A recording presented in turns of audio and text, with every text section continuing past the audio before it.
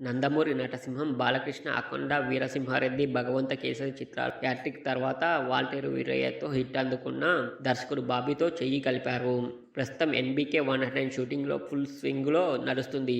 మరో 2 నెలల్లో ఏపీలో జరగబోయే ఎన్నికల సమయానికల్లా బాలయ్య బాబీ కాంబోలో మూవీ షూటింగ్ ఓ కొలిక్కి తెచ్చే పనిలో ఉన్నట్లుగా తెలుస్తుంది. ఇదిలా ఉంటే బాలకృష్ణ తన తదుపరి మూవీని పవన్ కళ్యాణ్ దర్శకునితో చేస్తారని న్యూస్ సోషల్ మీడియాలో వినిపిస్తుంది.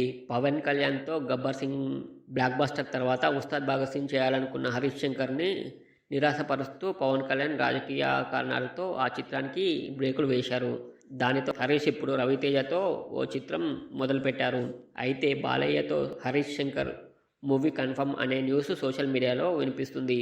యాక్షన్ ఎంటర్టైనర్గా హరీష్ శంకర్ బాలయ్యతో సినిమా చేయబోతున్నారని అంటున్నారు.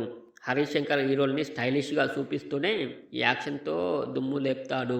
మరి బాలయ్యతో హరీష్ శంకర్ ఎలాంటి సినిమాని డిజైన్ చేయబోతున్నాడో చూడాలి మరి.